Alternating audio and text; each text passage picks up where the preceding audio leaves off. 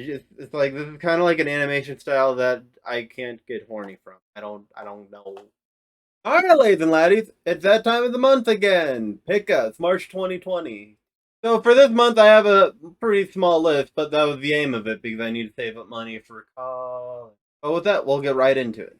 I got magical star signs on the DS. When I was browsing eBay, I noticed that I get like game recommendations. This is one of them. It's like a weird turn-based RPG. Weird, not necessarily in the mechanics. It's just like I've never heard of this. This is obscure, and I'm gonna guess it's a hidden gem. Because how do you mess up a turn-based RPG? It's turns of attacking, like attack, attack, and it attacks, and it's like awesome, cool. How do you mess that up? I mean, like there's tuning. I guess that could be an issue, or just painfully boring. But I don't know. I think this seems pretty fine, and kind of does look like DS era, where it's kind of like the American market's trying to figure out what anime is, and they're trying to implement it, and they're still trying to find that middle ground. Like they kind of got like a Magic School Bus color palette. It's definitely interesting, and I'm glad I picked it up. And the other cool thing about it, magical star sign. Like I imagine like zodiacs and stuff like that. And this is the perfect time to explain that I am an anime protagonist. Story time. My brother got me into astrology a little bit. He thought it was interesting when he first saw it, and he had me download the Joestar app, like in 2018, 2019, sometime around there. And I took the little thing, and I was born July 31st, 2000, at like 5 a.m. Not like the general range of 5 to 5:59 a.m. It's like range 5 a.m. to 5:09 a.m. They just couldn't remember the exact numbers because I'm the middle child. Who cares down to the frickin' second when I'm born? Nobody. But that's okay. Because regardless of any time, which I'm leaning towards 5:06 or 5:08, I have like this weird flashback being in my grandma's house hearing a specific number like that. But either way, any of those numbers in that range, 5 o'clock to 5:09, my sun is Leo, my moon is Leo, my rising is Leo. I'm triple Leo, baby. I, I'm an anime protagonist. And if you want to support the champ to be, I recommend liking this video and giving subscribe if you have not done that yet. That's a perfect segue. Good job. I've been playing a little bit of Final Fantasy on my own time, kind of as I don't want to get out of bed, so instead of just lying there and falling back to sleep, I'm like, do a little bit of personal gaming. So I've been playing Final Fantasy IV on my own time, but I've already covered that. But with my general interest in Final Fantasy, I got some other stuff. Check it out. Final Fantasy Tactics. Complete with a little cut on the front cover because it's not a PlayStation 1 game if it doesn't have that. And complete with, player's choice, greatest hits, if you will. Because I kind of like the idea of gathering all the greatest hits and be like, hey, these were all the greatest games on the console. Final Fantasy Tactics is kind of like the parallel of Fire Emblem. It's like they're both of the same genre where you're on a grid and you're moving your characters and then you attack enemies. But Fire Emblem and Final Fantasy Tactics have very different mentalities than mine. Fire Emblem, you have a character that dies, they're dead for good. You have like turn based, your army goes, then the opposite army goes, and then it switches back between armies, and you also have like kind of a relationship dynamic. Final Fantasy Tactics, if I remember correctly, doesn't have as much of the relationship dynamics at all. It's kind of one, then one, then one, then one, and it's a little bit more on the mirthful side, ignoring 3DS games, but it's that general picture where it's like the two giants of the strategy RPG industry are those two. Pretty neat. I also got my hands on Theater Rhythm Final Fantasy Curtain Call. Yeah, it's a rhythm game, as the title implies. and it's just Final Fantasy centered. And it's like I love the little art of the characters. It's just like it's like corporate bullshit where it's like, yeah, let's make an art style where like all the characters are really easy to like make and render and stuff like that. So it can just pump out the big money, but to be fair, like really nice. Like I mean I enjoy it. I mean I've really only played Final Fantasy VI and like a little bit of World of Final Fantasy. So this game just seems interesting and it was really cheap too. Like put that on a scale, it was like $20 for this, and this is like the big boy edition. Like, there's a smaller edition out there. So I mean, it's a cool purchase for sure. Like the odds of it getting more expensive are probably high, so why not? I've been waiting to open this motherfucker for a little bit of time. I finally have an Amiibo series completed.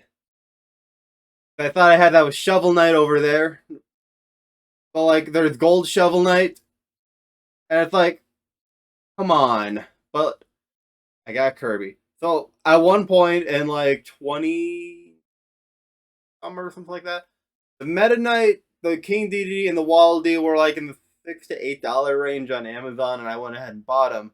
But Kirby wasn't. But this was actually a gift from a friend, ya boy, Clueless King, who I did a video with in Nintendo Land. Go ahead and watch that if you haven't. But he got me this Amiibo. New plastic smell. There we go. It's right there. Kind of hard to see from the camera angle. I think the yarn right here kind of blocking it off. But it's there. And I have a complete Amiibo line. Up next, I've got a game from a console that I don't have. I got the Shantae Risky's Revenge Director's Cut. And it's like, wow. Hot genie lady, cool. I never really thought too hard about it. Like, it's like this is kind of like an animation style that I can't get horny from. I don't know, but like it's fine. It's not a big deal. But like this is pretty popular indie game. Like generally in the same discussions with Shovel Knight being its Smash Brothers, Shantae was second most until Undertale came around. But even then, it's still two of the OGs. But why do I have this on PlayStation 5 when I don't have a PlayStation 5? Simple. Because there was like one of these in the past for the Switch of limited run games. But the unfortunate thing is I didn't know of limited run games / have money to spend on limited run games, and then the Switch one was done. So that just leaves me with no Shantae games unless I want to buy off of eBay. Or just buy it on PlayStation 5, wait for me to get a PlayStation 5. And let's face it, this probably isn't even in the top 20 games I need to prioritize right now. So I am more than okay holding off for a little while. But it's cool to have it. It got a book. I already opened it. It's the Zelda Hyrule Historia. This is like the book infamous for making like the Zelda timeline and just kind of making the entire process clumsy. Why does this need an order? It's completely unnecessary. But aside from that, it's just a really cool book showing concept art across multiple different Zelda games. Which my personal favorite is Wind Waker, just because it's like it can go so crazy in just how the different art styles are done. And it's like, in other Zelda games, it's like, oh yeah, we got armor redesigns on stuff like that. Like I'll show you an example right here. I know I'm showing the most extreme example of like, oh yeah, armor design differences, whatever, but like I think Wind Waker blows it out the water quite literally and just how dynamic things could be between different characters just because it's like that cartoony art style that isn't afraid to like create like different stuff. Like there's nothing that remotely looks like this in the game. There's nothing at all that remotely looks like this in the game. It's so freaking cool. I mean, I see a little bit of that with like Twilight Princess, with like some of the Midna designs, and I really like this Ganondorf over here, where I'm like, I really like it because it does make him look like a vulture type of thing. Oh yeah, this game is just like, I mean, that's like this book is super cool with all this like Zelda stuff. Like, yeah, the Breath of the Wild one definitely has more content to it, but it's also like kind of nice to get that variety experience and seeing like the spirit tracks, like, and just browsing around. I'm like, man, there's just a lot of cool stuff.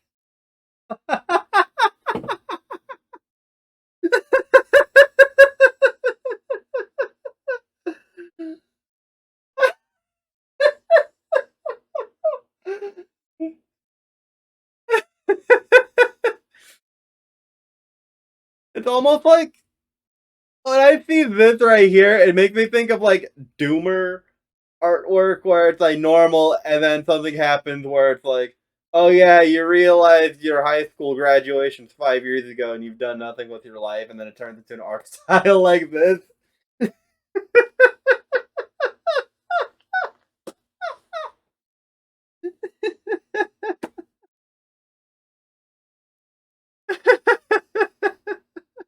And then this, which I didn't realize this bag had my address on it. Oh, very good to know about that range. But it's not a pickup video unless it's Pokemon related until I get to the point where, I'm missing all the mainline DS and below. But until then, we got a Pokemon game. We got Pokemon Y, which I already got Pokemon Z X, the opposite direction. The previous letter, not the after number. Yeah, Pokemon Y was basically the game that got me into the 3DS and stuff like that. Well, the 2DS because it's cheaper, but ultimately it's just a better console because it's just way bigger. But yeah, I spent so many hours on this game, and I think it's like, well, I'm trying to think. Did I play Pokemon fifth generation, or did I go from fourth generation to sixth generation? That sounds about right. Yeah, I spent a lot of hours on this, and I think it was really like the definitive Pokemon uh, latch on for me. Because fourth gen, I think was, even though it was my first game, I still think fourth gen is objectively the weakest in the series. I mean, like Pokemon Legends Arceus definitely like kind of changed that perspective just because it's such a different genre. But I also am pretty sure that whatever next Legends game comes out, Scarlet Violet, I think I'll probably go with an opinion that that'll be stronger anyway. So who knows what's gonna happen? I don't think I'm gonna become a boomer for Legends Arceus when the formula gets more adapted and changed for the better. But yeah, like Pokemon Y, I really enjoyed as I still remember this character. I don't really remember anything about Pokemon Y. Like I was making a joke at one point where it's like I don't remember any of the architecture in the game, or I know there was a Pokeball factory, but I don't think that's uncommon across a lot of games. There was a garden. There was a garden. I think that's about the most I remember. But yeah, I spent like 300 hours in this game on my total playtime. I was doing Pokemon breeding because I want to play Pokemon competitively, but I never actually played competitively. So I had a bunch of 5 IV Pokemon just rotting away. Oof. So yeah, those were the 7 games I picked up this month. So that's exciting, and I've got some of the stuff from April. Well, I've got basically the entirety of April sitting right here and one right there, but that's okay. It'll be a fun little discussion for next month. But until then, like, comment, subscribe, and yeah, take care.